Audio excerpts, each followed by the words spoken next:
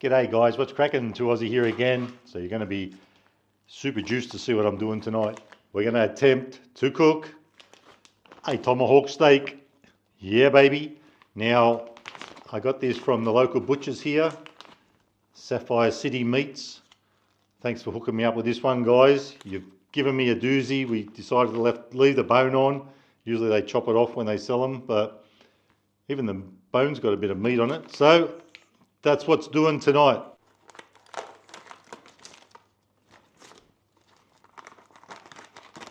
Rightio.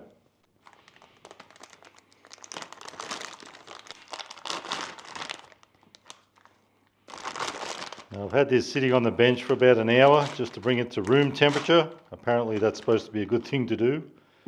So there it is, folks. Just give you a bit more of a squeeze of it, more of a close-up.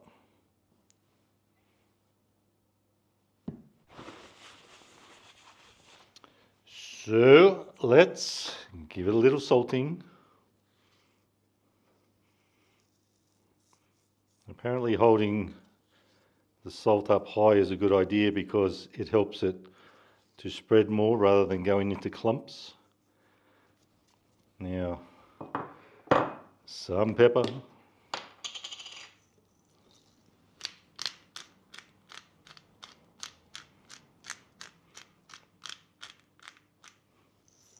Let's turn it over. A bit more salt on this side.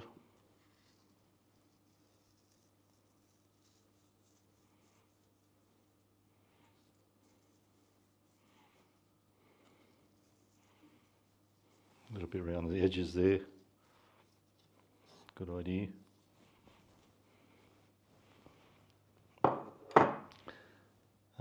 Might put a little bit of garlic powder next.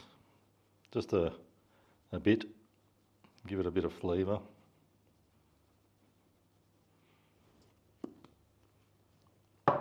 And some more pepper.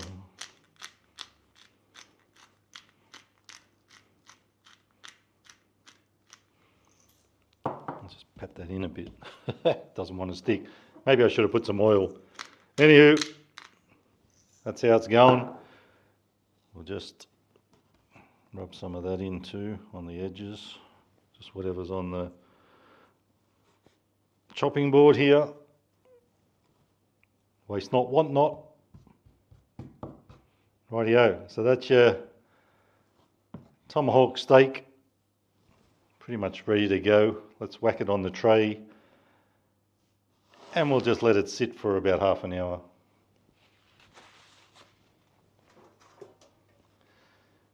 I'm putting it straight onto here and then it's going into the oven. So I better preheat that. Geez, a heavy little sucker, or a heavy big sucker actually. That's it, folks.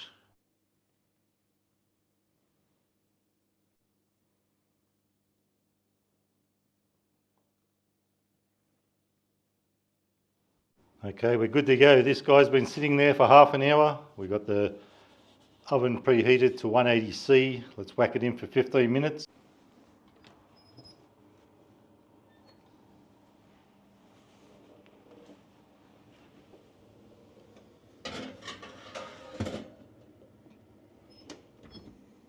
Rightio, 15 minutes, we're good to go. Let's check it out.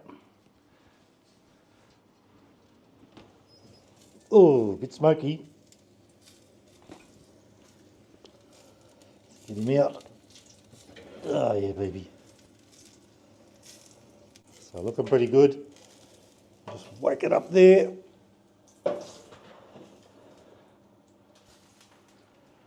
That's how it looks. Now, something I forgot to mention was you call this reverse sear, so you can do it either way. You can oven first or oven last. Now, I'm going to chuck this guy on. A little something I just happen to have. So once the plate's heated up, we'll get this guy on 2 minutes each side, and we might do a little bit around the edges if I remember. Now I'm thinking might put a little spray oil over the thing on both sides. We're going to butter this thing. Get some butter on there.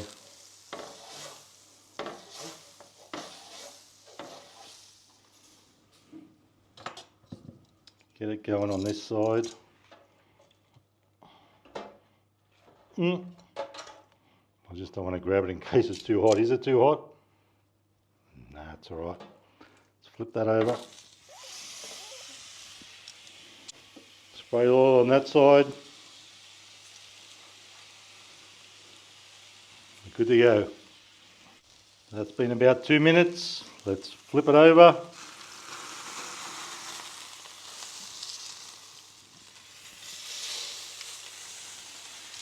Give it another couple of minutes. Okay, that's been another 2 minutes. Let's see if we can give some on the edges here.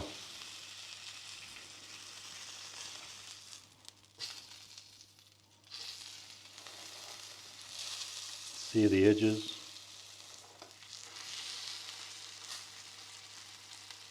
That side's looking a bit better than the first side. I overdid it a bit. I think I had it a bit too high. Anywho, let's hope it ain't a complete disaster. I'm going to put it on the chopping board.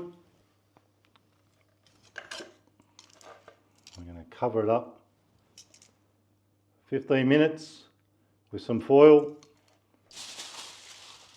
Let it take rest for 15 minutes.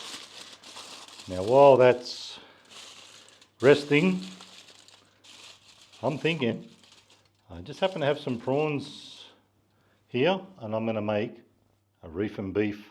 I'll make up the prawns with a little bit of a garlic sauce, some garlic prawns, and we'll see how it hits with this steak.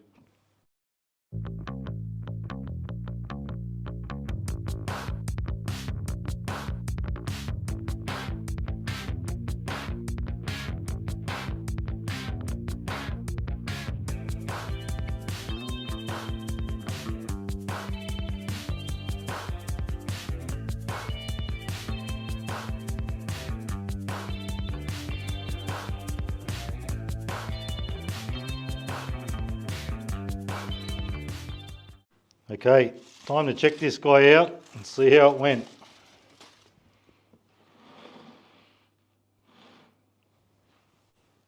Let's give it a slice. Now apparently this part here, around the top, is called the cap. No cap. And that's supposed to be the best part. So let's slice into that first. Oh. Surprised myself here, it's looking a bit pink. Let's just move that back a bit, give ourselves a bit of room.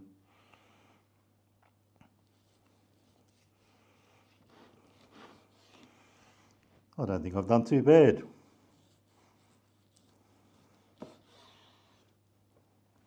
Looking good. Let's give it a little taste test. Time to whack some in me gob.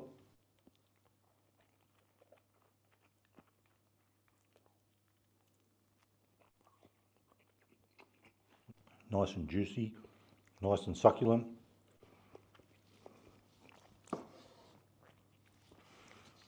So, as you can see, I did some prawns, garlic prawns actually, or my version of it. I'm going to put a few bits of this on a plate and go with these longer bits. And we'll try a little surf and turf, or reef and beef. Up to you. You do you, boo-boo. Rightio, so let's do a little plating up. I actually reckon, even though I don't think that's too bad, I think I should have left it another 5 minutes in the oven, another 5 more minutes. But I ain't complaining, it seems alright.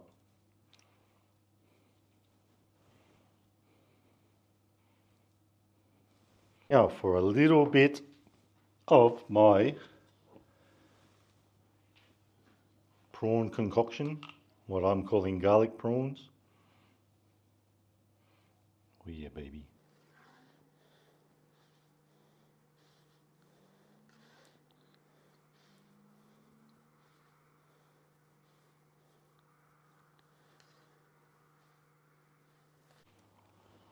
A bit of sauce, of course. Magnifique. Just don't have any garnish, but that's cool.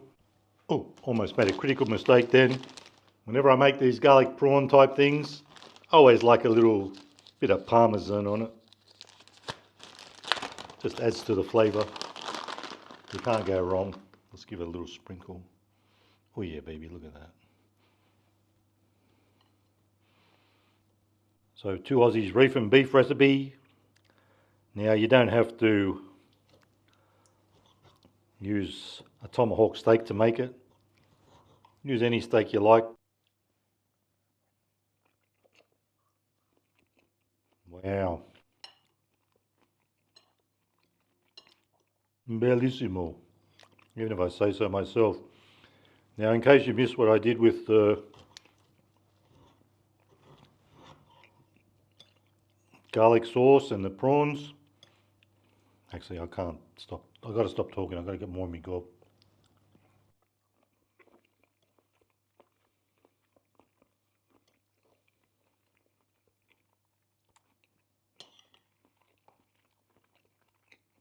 That is beautiful.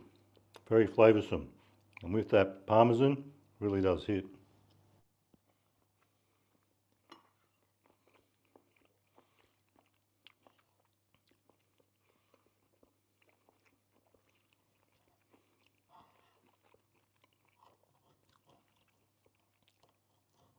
With that being said, I know some people like their steak like this. I'm not the biggest fan. Probably needed another 5 or 10 minutes in the oven. Would have been cooked to my way of perfection. Like I said, I ain't complaining. This is pretty bloody good.